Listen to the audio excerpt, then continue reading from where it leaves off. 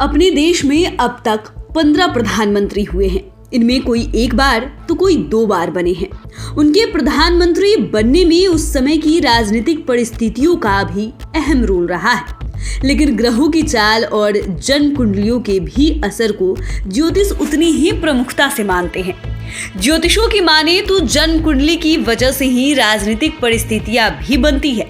यही वजह है कि 15 में से 10 पीएम केवल 5 राशियों से बने हैं, जबकि बाकी के 5 प्रधानमंत्री अन्य 5 राशियों से बने हैं। शेष 2 राशि वृषभ और मिथुन से भी एक भी प्रधानमंत्री नहीं बने हैं। 2 प्रधानमंत्री देने वाली राशियों के बारे में आप हमारे डिस्क्रिप्शन बॉक्स में लिंक क्लिक करके देख सकते हैं। ऐसे में आज हम आपको उन 5 राशियों के बारे में बताएंगे जिनसे एक प्रधानमंत्री बने हैं। इस लिस्ट में सबसे पहले 5वें नंबर की बात करते हैं। 5वें नंबर पर इंद्र कुमार गुजराल का नाम है। इनकी कुंडली मेष राशि की थी। गुजराल साहब 21 अप्रैल 1997 से 19 मार्च 1998 तक प्रधानमंत्री बने। कहा जाता है कि प्रधानमंत्री के लिए इनके नाम को आगे करने में लालू यादव का अहम योगदान था। उस समय की राजनीतिक परिस्थितियां ऐसी बन गई थी कि इनके नाम पर पार्टी के लोगों ने मुहर लगा दी। हालांकि साल भर के अंदर ही ये कुर्सी से भी उतर गए। चुनाव में बीजेपी समेत अन्य पार्टियों के सहयोग से एनडीए को बहुमत आ गया था। जहां तक राशि की बात है तो ज्योतिष मानते हैं कि कुंडली में नवम भाव के साथ पंचम भाव में मजबूती के योग से जातक को राजयोग होता है। इंद्र कुमार गुजराल के प्रधानमंत्री बनने के समय 21 अप्रैल 1997 को इनकी पंचम व नवम भाव को प्रभावित करने वाले गुरु व राहु की दशा अंतरदशा चल रही थी। साथ ही गोचरीय गुरु व शनि का सप्तम एवं नवम भाव में स्थान परिवर्तन का योग बन रहा था। इसकी वजह से कई प्रमुख नामों के बीच गुजराल साहब के नाम पर मुहर लग गई। इस लिस्ट में अब चौथे नंबर पर कुंभ राशि वाले एचडी देवगौड़ा की बात करते हैं। 1996 के लोकसभा चुनाव में देश भर में कांग्रेस की जबरदस्त हार हुई थी। कांग्रेस की सरकार गिर गई थी, लेकिन बहुमत किसी को नहीं मिला था। चुनावी आंकड़ों के अनुसार बीजेपी सबसे बड़ी पार्टी बनकर उभरी थी। ऐसे में अटल बिहारी वाजपेयी को निमंत्रण मिला, लेकिन राजनीतिक परिस्थितियों के अनुसार वे महज 13 दिनों में ही पद से हट गए। तब विरोधी दल से निमंत्रण मिला। विरोधी खेमे में कई नामों पर चर्चा हुई। इन नामों में मुलायम सिंह यादव और लालू यादव के भी नाम प्रमुखता से लिए गए, लेकिन बात नहीं बनी और इस तरह एचडी देवगौड़ा का नाम सामने आया। वे इस पद पर 1 जून 1996 से 21 अप्रैल 1997 तक पद पर बने रहे। एचडी देवगौड़ा की कुंडली में 1 जून 1996 को सत्तारूढ़ होने के समय शनि का गोचर नवम भाव में गुरु की राशि में हो रहा था। गुरु व शनि दोनों का गोचर पंचम भाव के कारक गुरु की राशियों में हो रहा था। साथ ही गुरु का गोचरीय प्रभाव नवमेश गुरु तथा दशम भाव पर हो रहा था। ज्योतिष के अनुसार कुंडली के ये कारक उन्हें पीएम की कुर्सी दिला दी।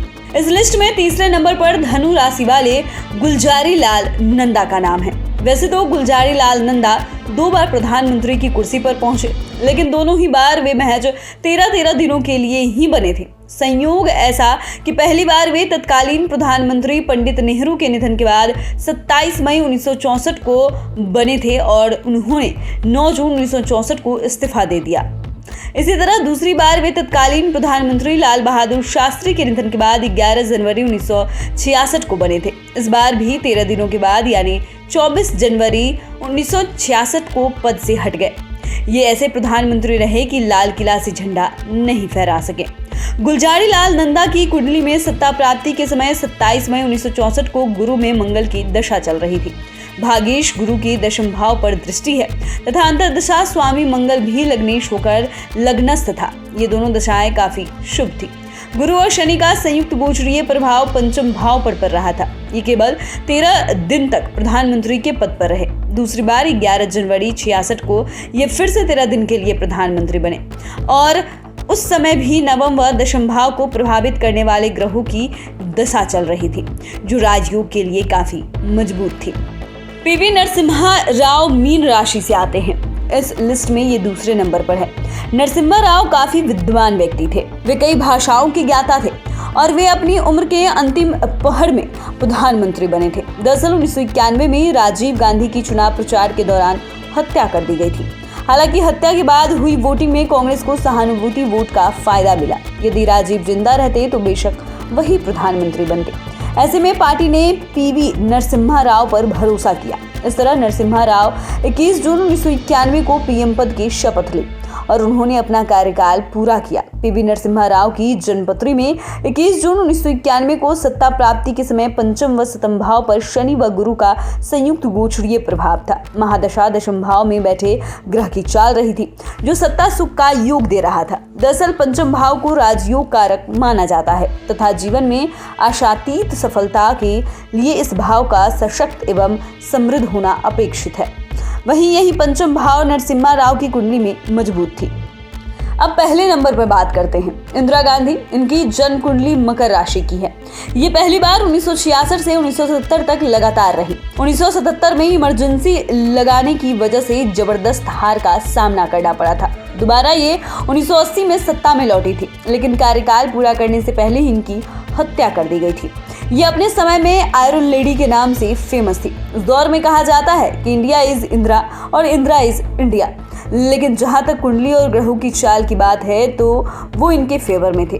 कहा जाता है कि इन्हें एस्ट्रो का पूरा भरोसा था। ये रुद्राक्ष की माला पहनती थी। इंदिरा गांधी के 24 जनवरी 1966 को सत्ता प्राप्ति के समय इनकी गुरु में शुक्र की दशा चल रही थी। गुरु व शनि का संयुक्त गोचरीय प्रभाव पंचम भाव को प्रभावित कर रहा था। 14 जनवरी 1980 को जब ये दूसरी बार प्रधानमंत्री बनी तो गोचर का शनि पंचम भाव पर दृष्टि डाल रहा था तथा गोचर का गुरु पंचमेश पर चल रहा था। और एस्ट्रो में कहा जाता है कि कुंडली में नवम के साथ पंचम यदि मजबूत हो तो फिर उन्हें राजयोग से कौन हटा सकता है। तो फिलहाल के लिए इतना ही। अगर आपने अभी तक चैनल को सब्सक्राइब नहीं किया है तो सब्सक्राइब कर ले। फेसबुक पेज को लाइक करना ना भूलें। वीडियो देखने के लिए आपका धन्यवाद।